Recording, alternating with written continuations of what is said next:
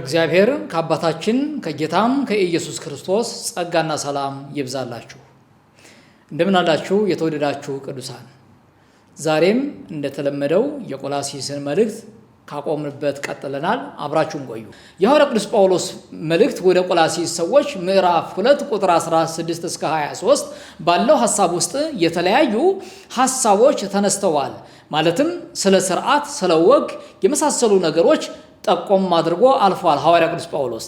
እነዚህ ነገሮች ዝም ብለው የመጡ ነገሮች ሳይሆኑ በአይሁዳውያን ዘንድ የሚታወቁ በአሕዛብም ዘንድ ደግሞ የሚታወቁ ከሁለቱም የሆኑ ነገሮች ስላሉ ነው ጳውሎስ በማስተማር ሊያስተካክላቸው የሚሞክረው ማለት ነው። እነዚህ ነገሮች የአይሁዳውያን ዋና ዋና ነገሮች ናቸው።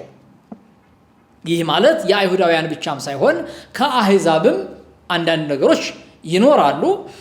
በዋናነት ግን ከአይሁዳውያን መሰረታዊ ከሆኑ ነገሮች መካከል የሚጠቀሱትን ነው ላነሳ የፈለኩት።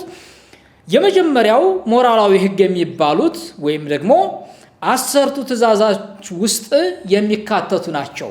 ለምሳሌ አክብር ሰንበቶ ለአምላክከ የሚለው የአምላክን የእግዚአብሔርን ሰንበት አክብር የሚለው አንዱ ከ10ቱ ትእዛዛት ውስጥ የሚካተት ሕግ ሆኖ እናገኘዋለን። ሁለተኛው ደግሞ ስለ መስዋዕት ማቅረብ ደግሞ ይናገራል። አንደኛው ከዋናው ሕግ ከ10ቱ ትእዛዛት ሕግ ውስጥ የሚመደብ ሲሆን ሁለተኛው ደግሞ ከመስዋዕት ውስጥ የሚመደብ ነው። እርሱ ደግሞ ስለ መብል፣ ስለ መጠጥ የሚል ነገር አለ። ይቀጥልና እነኚህ ስርዓቶች በዚህ መንገድ ካያቸው በኋላ በዓል አከባበር አለ፣ መስዋዕት አቀራረብ አለ፣ ምግብ አመጋገብ አለ፣ ወግና ስርዓት አለ። እነዚህ ሁሉ ይጠቃቅሳቸውና ጠቅለል ሲያረጋቸው ጥላ ናቸው ይላል። አንድ ሰው መንገድ እየሄደ በፊት ለፊቱ ወይም ደግሞ በጎኑ ወይ በቀኙ ወይ በግራው ወይ ከኋላ ወይ ከፊቱ ጥላ የሚባል ነገር ይታየዋል። ጥላ ይቀድማል፣ አካል ይከተላል። ጥላ ከቀደመ የሆነ አካል እየተከተለው እንዳለ ይታሰባል። ነገር ግን አካሉ ከተገለጠ በኋላ ያን የጥላውን ማንነት እየተከተለ መሄድ አይጠበቅበትም። ለምን ከተባለ ጥላ መጥረጊያ መንገድ ነው። ጥላ አካሉ የመኖሩ መጠቁም ነው፣ ወይም ደግሞ እንደ ሬክለም ነው የሚያሳየው ማለት ነው። አቅጣጫ ጠቋሚ ነው። ከአካሉ በፊት ቀድሞ ስለሚሄድ ከጥላው በኋላ የሚከተል አካል እንዳለ ማሳያ ነው። ስለዚህ በብሉይ ኪዳን የነበሩ ስርዓቶች በሙሉ አካል የሆነው ክርስቶስ ኢየሱስ እስከሚመጣ ድረስ ጥላና ምሳሌ ሆነው የነገር ሁሉ ምሳሌ የነገር ሁሉ ጥላ ሆነው ክርስቶስ ኢየሱስን እየጠቆሙ እያመለከቱ መጥተዋል ማለት ነው። አካሉ የክርስቶስ ከሆነ ደግሞ ክርስቶስ ከተገለጠ በኋላ እነዛ ነገሮች አያስፈልጉም። አስፈላጊነታቸው አካሉ እስከሚገለጥበት ሰዓት ድረስ ነበረ። ጳውሎስም እየነገራቸው ያለው በዚህ መልኩ ነው። እንግዲህ እንደሚታወቀው አይሁዳውያን ክርስቲያኖች በፊት የነበረባቸውን ሕግና ወግ ስርዓትና ደንብ ከክርስትና ጋር አቀላቅለውና ደባልቀው መቀጠል ስለፈለጉ ቅይጥ ወንጌልን ማራመድ ፈልገዋል ማለት ነው።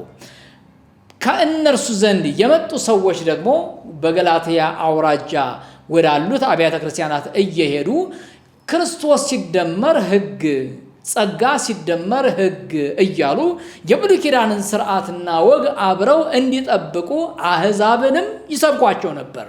ከነዛ መካከል እንግዲህ የቆላስይስ ቤተ ክርስቲያን አብራ በዚህ ትምህርት የተጠቃች አካል ሁና እናገኛታለን ማለት ነው። የቆላስይስ ቤተ ክርስቲያን አሕዛባውያን ናቸው፣ አይሁዳውያን አይደሉም። ነገር ግን ክርስትናን ሲቀበሉ አብረው የነበሩ ከአይሁድ ወገን የመጡ ሰዎች ይህንን ወግና ስርዓት እንዲጠብቁ ያስገድዷቸዋል፣ ይመክሯቸዋል፣ ያባብሏቸዋል። ሐዋርያው ቅዱስ ጳውሎስ ደግሞ አይደለም፣ እንደሱ መሆን የለበትም፣ እነዚህ ክርስቶስ ኢየሱስ ከሚመጣ ድረስ ጥላና ምሳሌ ሆነው የሚጠቁሙ አካላት እንጂ ዋና ነገር አይደሉም እያለ ዋናው ነገር ክርስቶስ ኢየሱስ ነው። ስለዚህ አይሁዳዊ ብትሆኑ አትጸድቁም፣ አህዛብ ብትሆኑ አትጸድቁም። ጽድቅ የሚገኘው የዘላለም ሕይወት የሚገኘው የእግዚአብሔር መንግስት የሚወረሰው በክርስቶስ ኢየሱስ በማመን ብቻ እንደሆነና ነገር ግን እነዛ ጥላና ምሳሌ የሆኑትን ነገሮች አካሉ እስከሚመጣ ድረስ ይሰሩ እንደነበረ አካሉ ከተገለጠ በኋላ ግን ጥቅም እንደሌላቸው ይነግራቸዋል።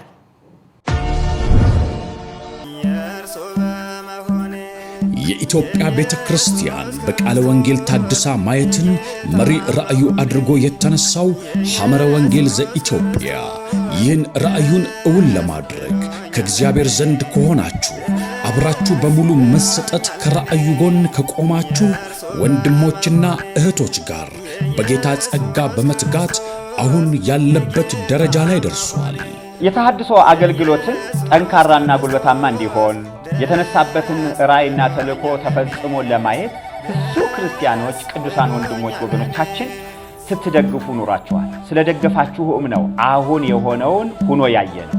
ስለዚህ እግዚአብሔር አምላክን ስለናንተ እናመሰግናለን። ጸጋውን አብዝቶላችሁ ከጎናችን ስለቆማችሁ ዘመናችሁንና ትውልዳችሁን እግዚአብሔር ይባርክ። አሁን ደግሞ ይህን ራእዩን በበለጠ ለማሳለጥና እውን ሆኖ ለማየት ሁለገብ ሕንፃን ለመገንባት ራእይን ሰንቆ ተነስቷል። አሁንም ይህንን አገልግሎት ይሄ የአምልኮና የትምህርት የስልጠና ማዕከልን ገንብተን እውን ለማድረግ አሁንም የእናንተ እገዛ ያስፈልገናል። ከጌታ ዘንድ ብድራት ላለው ለዚህ አገልግሎት ልግስናውን ለማሳየት ቀጣዮቹን የባንክ ሂሳብ ቁጥሮች በመጠቀም የዘላለሙን መንግስት አጀንዳ ያገልግሉ። እጅ ለእጅ ተያይዘን ይህንን የትምህርት የስልጠናና የአምልኮ ማዕከል ገንብተን የተሐድሶ አገልግሎትን እንድናስፋፋና እንድናፋጥን ጥሪ ማድረግ እፈልጋለሁ። በሙሉ ልብ ያገለገሉት ጌታ ለስሙ ያሳዩትንም ፍቅር ይረሳ ዘንድ አመፀኛ አይደለም።